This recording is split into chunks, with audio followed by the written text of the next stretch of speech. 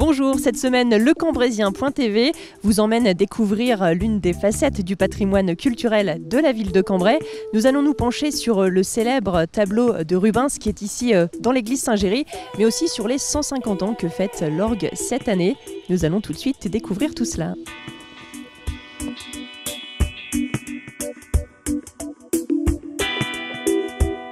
Alors pour nous expliquer ce trésor entre guillemets qu'il y a ici à Cambrai, Florence Albaret, directrice du service des affaires culturelles de Cambrai, ville d'art et d'histoire et de la communauté d'agglomération également. Bonjour. Bonjour Marine. Alors est-ce que vous pourriez revenir sur l'histoire de ce tableau de Rubens qui est ici à l'église Saint-Géry? C'est assez exceptionnel tout de même. Alors oui, tout à fait, on a la chance d'avoir un grand chef-d'œuvre de Rubens ici dans l'église Saint-Géry.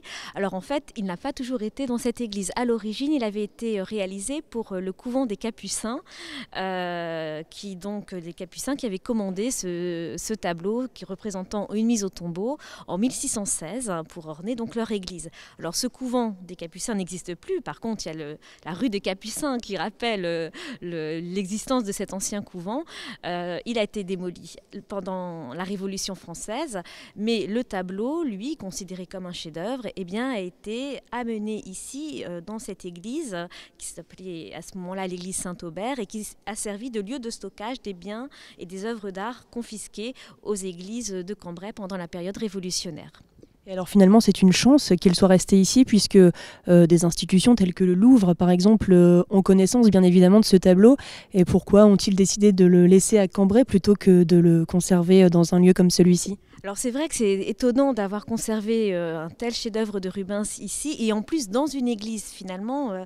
Il aurait pu se retrouver dans un musée et en l'occurrence effectivement quand les inspecteurs du Louvre ont fait un peu le tour de France pour repérer les plus belles œuvres d'art qui pourraient enrichir les collections du tout nouveau musée du Louvre, ils avaient repéré la mise au tombeau de Rubens de Cambrai et finalement ils ne l'ont pas prise et le tableau est resté dans cette église et donc il est toujours dans un contexte d'architecture religieuse, certes pas dans l'édifice pour lequel il a été peint, mais quand même toujours dans un contexte d'architecture religieuse. Jean-François est parti à la rencontre de cette restauratrice qui va nous expliquer tout le travail qui a été réalisé sur cette toile. Merci Florence.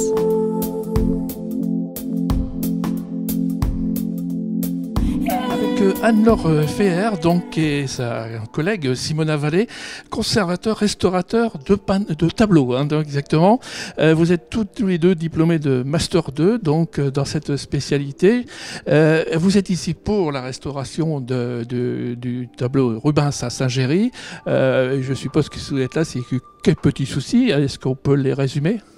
Écoutez, à peine des soucis, simplement il y a eu des travaux, le tableau a été déjà très légèrement restauré en 2004 et il y a eu des travaux depuis dans l'église Saint-Géry et donc là c'est une remise en état de présentation après ces travaux.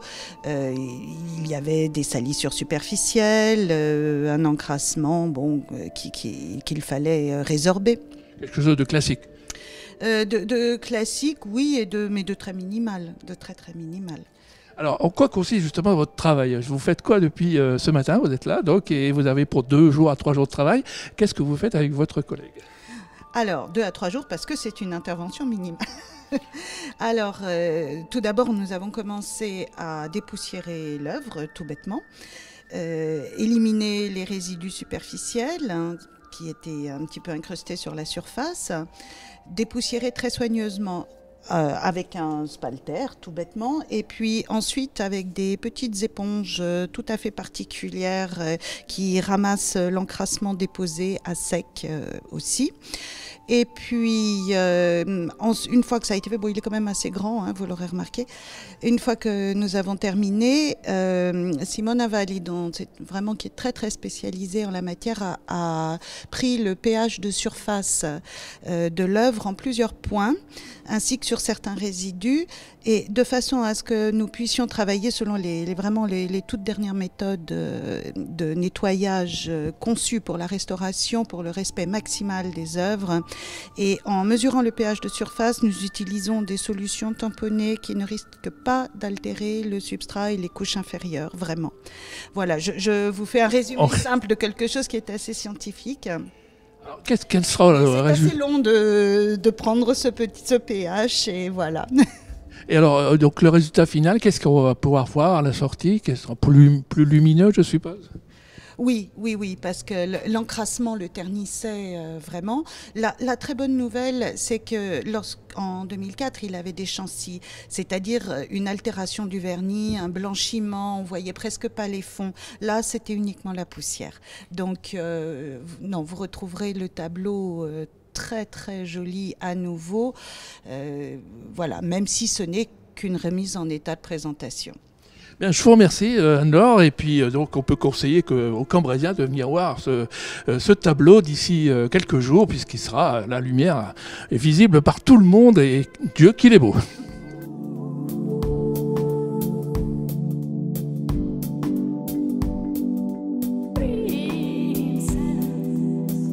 Outre cette œuvre de Rubens que l'on peut percevoir ici dans l'église Saint-Géry, il y a aussi un orgue bien particulier. Françoise Thomé, bonjour. Bonjour Marine. Vous organisez, donc le Lions Club Paix des Dames, un concert, une soirée exceptionnelle justement pour mettre en valeur l'orgue qui se trouve justement juste derrière nous. Tout à fait exceptionnel par la qualité des intervenants, puisque Jean-Michel Bachelet donc sera titulaire de l'orgue et Jean-Pierre Viard dirigera l'orchestre symphonique du conservatoire. Donc nous sommes très heureuses d'être associés à ces deux structures cambrésiennes pour organiser ce concert qui, avec les 150 ans de l'orgue, va fêter les 100 ans du Lions Club international. Donc le concert aura lieu, donc, comme on peut le voir, ce samedi 27 mai, donc à 20h30 ici évidemment. Alors plusieurs morceaux seront joués, lesquels notamment ? Alors des morceaux exceptionnels qui vont associer évidemment l'orgue et l'orchestre. Donc on va citer la toccata de Bach, on va citer Prokofiev, Saint-Saëns et on n'oubliera pas le boléro de Ravel. Donc avec une entrée fixée à 10 € qui est aussi pour la bonne cause évidemment avec le Lions Club. Évidemment. En l'occurrence, les bénéfices que nous allons faire de cette manifestation vont être versés au niveau du Lions Club international pour financer des vaccins en vue d'éradiquer la rougeole, qui est encore aujourd'hui la première cause de maladies infantiles et de mortalité infantile. Donc un moment agréable, lié aussi à une bonne cause. Tout ça donc pour réserver, est-ce qu'il faut réserver ou est-ce que l'on se rend directement sur place ?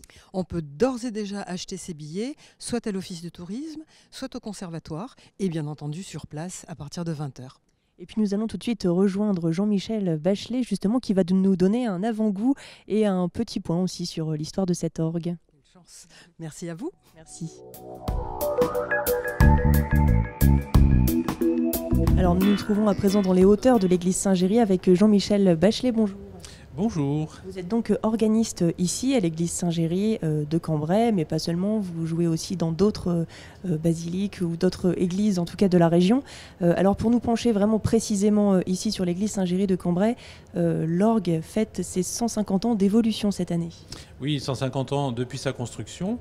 Il a été en effet construit en 1867 par un des plus grands facteurs du 19e siècle, représentant du style romantique, Merklin et Schütz, qui était la grande manufacture d'orgue parallèle, on va dire, à Cavaillé-École. Donc c'était une belle réalisation, un orgue qui comprenait 27 sonorités différentes, pour parler simple, sur 2 claviers et un pédalier. Et cet orgue a servi jusqu'à la Première Guerre mondiale, où l'église a malheureusement été très endommagée. Par bonheur, l'orgue avait été démonté, enfin la tuyauterie avait été préservée, parce qu'à l'époque, l'envahisseur emmenait la tuyauterie, la faisait tomber de la tribune pour la faire fondre, pour en faire des munitions. Et là, bien heureusement, cette tuyauterie a été préservée et l'orgue a été reconstruit. Il a été complètement restauré et agrandi, donc première évolution en 1933 par un facteur d'orgue Jaco Laverne, qui est un peu moins connu, mais qui était quand même un bon facteur d'orgue. Donc l'orgue est passé de 27 sonorités à 36, donc beaucoup plus de possibilités, mais avec le même nombre de claviers et de pédaliers. Et ensuite, cet orgue a servi jusqu'en 1976, année de la grande sécheresse, où évidemment, cette sécheresse a eu raison toutes les parties pneumatiques de l'instrument et il était inutilisable. Donc un projet de restauration est né. On avait même pensé à une époque l'abandonner pour en installer un autre en bas. Et finalement, fort heureusement, il a été sauvé. Et cet orgue a été agrandi de nouveau. Donc une autre étape de l'évolution de cet instrument. Il est passé de 36 sonorités mais à 41 sonorités différentes, 41 jeux, sur 3 claviers et non plus 2. Avec une nouvelle console, une nouvelle conception mécanique, mais surtout dans un style complètement différent. Il n'était plus romantique, il n'est plus romantique. Il a été construit dans une esthétique d'Allemagne du Nord, du XVIIe et XVIIIe siècle, donc parfait pour la musique de Bach, enfin toute cette littérature de cette époque. Donc un orgue en tout cas qui a une histoire bien particulière. Et vous-même, vous jouez sur cet orgue depuis quand ?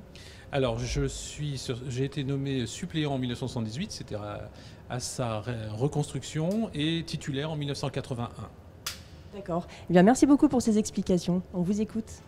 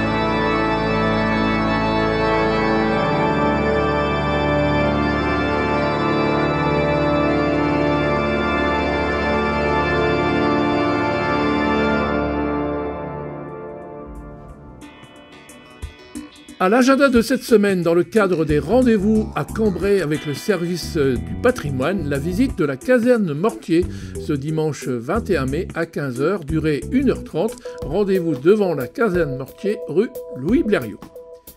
Un rendez-vous musical à suivre avec les American Journées qui débuteront au Palais des Grottes le vendredi 26 mai pour se terminer le dimanche 28 mai après plus de 20 concerts de country et de nombreuses animations autour de la musique country, de la tradition américaine et le western. Un week-end non-stop à ne pas manquer du 26 au 28 mai au Palais des Grottes. Également une exposition photographique et installation vidéo par Pascal Rossignol, photographe de l'agence Reuters, sur le thème « Témoigner » avec le concours des rencontres photographiques du Cambrésis, du lycée Paul Duet et Louise Bettini. Rendez-vous du 30 mai au 14 juin, salle des fêtes de l'Hôtel de Ville de Cambrai. À suivre une exposition de la toile à l'étoffe avec les créations du couturier Philippe Deverdieu autour d'Antoine Saint-Aubert, artiste cambrésien du XVIIIe siècle. Cette exposition a lieu au Musée des Beaux-Arts de Cambrai jusqu'au 20 août prochain, en partenariat avec le Musée des Dentelles et Broderies de Caudry. Rendez-vous donc au Musée des Beaux-Arts, rue de l'Épée à Cambrai.